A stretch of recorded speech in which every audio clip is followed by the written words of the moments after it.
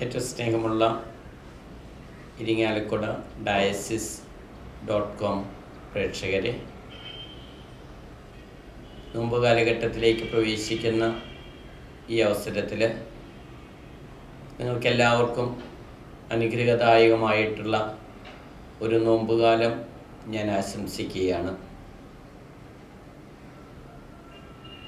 അനുരഞ്ജനത്തിൻ്റെയും പ്രാർത്ഥനയുടെയും ഉപവാസത്തിൻ്റെയും ദാനധർമ്മത്തിൻ്റെയും കാലഘട്ടമായി ഈ നോമ്പുകാലം ഫലദായകമായിട്ട് ഉപയോഗിക്കുവാൻ നിങ്ങൾക്കേവർക്കും കഴിയട്ടെ എന്നാണ് ഞാൻ ആശംസിക്കുകയും പ്രാർത്ഥിക്കുകയും ചെയ്യുന്നത്.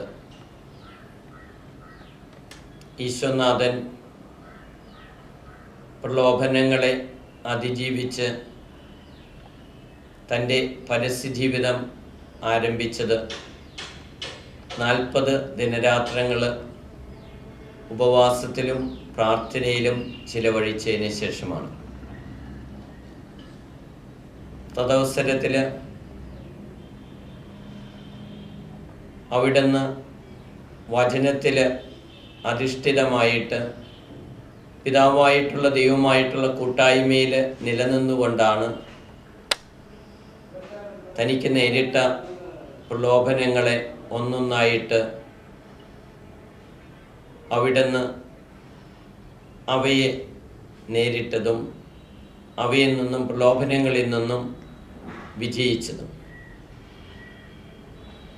ഈ നോമ്പ് കാലഘട്ടത്തിൽ 4 കാര്യങ്ങൾ പ്രായോഗികമാക്കണമെന്ന് ഞാൻ ഈ അവസരത്തിൽ അഭ്യർത്ഥിക്കുകയാണ്. ഒന്നാമത്തേത്, മാംസവർജന കാലഘട്ടമാണ്. നോമ്പ് നോൽക്കുവാനുള്ള വലിയ ഉത്തരവാദിത്വം നമുക്കുണ്ട്. അതോടൊപ്പം തന്നെ ഉപവാസം അനുഷ്ഠിക്കാനായിട്ട്, പരിത്യാഗ പ്രവർത്തികൾ ചെയ്യാനായിട്ടുള്ള കടപ്പാടും നമുക്കുണ്ട്. തിന്മയെ അതിജീവിച്ച് നന്മ ചെയ്യാൻ നോമ്പും ഉപവാസവും പരിത്യാഗവും അനിവാര്യമാണ്. ക്രിസ്തുനാഥൻ തന്നെ അരുൾ ചെയ്തിട്ടുണ്ട്, ഇത്തരം പിശാചുക്കളെ ഒഴിവാക്കണം എന്നുണ്ടെങ്കിൽ ഉപവാസത്തിലൂടെയും പ്രാർത്ഥനയിലൂടെയും സാധ്യമാകുകയുള്ളൂ എന്ന്. രണ്ടാമത്തേത് അനുരഞ്ജനമാണ്. ഈ നോമ്പുകാലം വിഭാവനം ചെയ്യുന്നതും അനുരഞ്ജനത്തിൻ്റെ ചൈതന്യമാണ്. നോമ്പും ഉപവാസവും പരിത്യാഗവും ഒക്കെ വഴി മറ്റുള്ളവരോട് അനുരഞ്ജിതരായിട്ട് വർത്തിക്കാൻ നാം തയ്യാറാകണം. അത് സാധിക്കണമെന്നുണ്ടെങ്കിൽ ദൈവത്തോട് അനുരഞ്ജനം സാധ്യമാകണം. ആസക്തികളാൽ നിറഞ്ഞ തിന്മയുടേതായിട്ടുള്ള ജീവിതശൈലി വെടിഞ്ഞ് ആത്മാവിനാൽ നിറഞ്ഞ പുതിയ മനുഷ്യനെ ധരിക്കാനായിട്ട് നാം തയ്യാറാകണം. ഇവിടെ ഈ നോമ്പ് കാലഘട്ടത്തിൽ അനുരഞ്ജനത്തിന് ആഹ്വാനം ചെയ്യുമ്പോൾ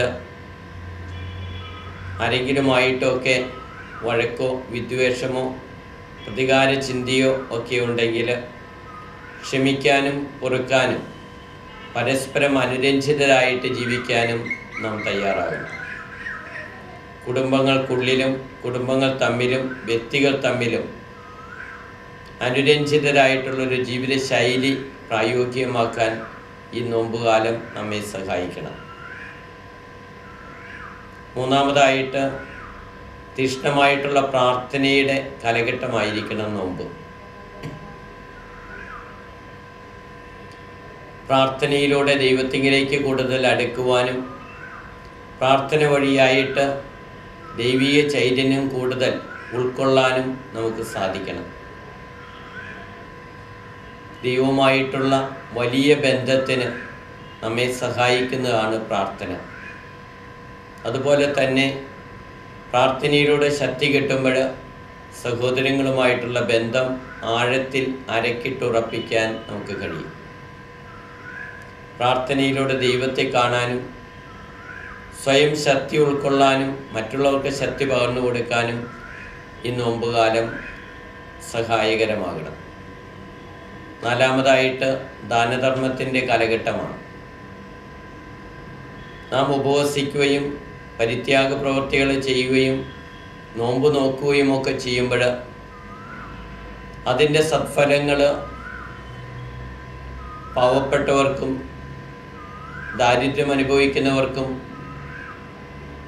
പീഡിതർക്കുമൊക്കെ ലഭിക്കുമ്പോഴാണ് കൂടുതൽ ഫലദായകമാകുക. അതുകൊണ്ട് തന്നെ നാം ഉപവസിക്കുന്നതിൽ നിന്നും മാറ്റിവെക്കാവുന്ന പണം, നമ്മുടെ വരുമാനത്തിൻ്റെ ദശാംശം നാം ആരിൽ നിന്നെങ്കിലുമൊക്കെ തട്ടിച്ചെടുത്തിട്ടുണ്ടെങ്കിൽ ഇതെല്ലാം തിരിച്ചു കൊടുക്കാനും പാവങ്ങൾക്ക് വേണ്ടി പങ്കുവെക്കാനും ഒക്കെ തയ്യാറാകണം. ഈ എളിയവർക്ക് ചെയ്തു കൊടുക്കാതിരുന്നപ്പോൾ എനിക്ക് തന്നെയാണ് ചെയ്തു തരാതിരുന്നതെന്നുള്ള യേശുവിൻ്റെ വചനങ്ങൾ നമ്മുടെ ഹൃദയങ്ങളെ സ്വാധീനിക്കട്ടെ. ഫലദായകമായിട്ടുള്ളൊരു നോമ്പുകാലം ഞാൻ ആശംസിക്കുമ്പോൾ ഈ 4 കാര്യങ്ങൾ ഉൾപ്പെടുന്ന ഒരു ചൈതന്യമായിരിക്കണം നമ്മളുടെ ജീവിതങ്ങളിൽ പ്രായോഗികമാക്കേണ്ടത്. നോമ്പിലും പരിത്യാഗ പ്രവൃത്തികളിലും ഉപവാസത്തിലും അധിഷ്ഠിതമായ ഒരു ജീവിതശൈലി, അനുരഞ്ജനം വഴിയായിട്ട് സമാധാനത്തിൻ്റെ അന്തരീക്ഷം സൃഷ്ടിക്കുന്ന ഒരു ജീവിതശൈലി, പ്രാർത്ഥനയിലൂടെ ശക്തി ഉൾക്കൊള്ളുന്ന ഒരു ജീവിതശൈലി, ദാനധർമ്മത്തിലൂടെ ഔദാര്യം പ്രകടമാക്കുന്ന ജീവിതശൈലി, ഇപ്രകാരമുള്ള ഒരു ജീവിതശൈലിയുടെ ഉടമകളായിട്ട് വർത്തിക്കാൻ നമുക്ക് ഏവർക്കും സാധിക്കട്ടെ എന്ന് ആശംസിക്കുന്നു. ഇരിങ്ങാലക്കുട ഡയസിസ്.com എല്ലാ പ്രേക്ഷകർക്കും ഈ നോമ്പ് കാലഘട്ടത്തിൽ സമർത്ഥമായിട്ടുള്ള ദൈവാനുഗ്രഹം ലഭിക്കട്ടെ എന്ന് പ്രാർത്ഥിച്ചുകൊണ്ട് നിർത്തുന്നു. ദൈവം നിങ്ങളെല്ലാവരെയും അനുഗ്രഹിക്കട്ടെ.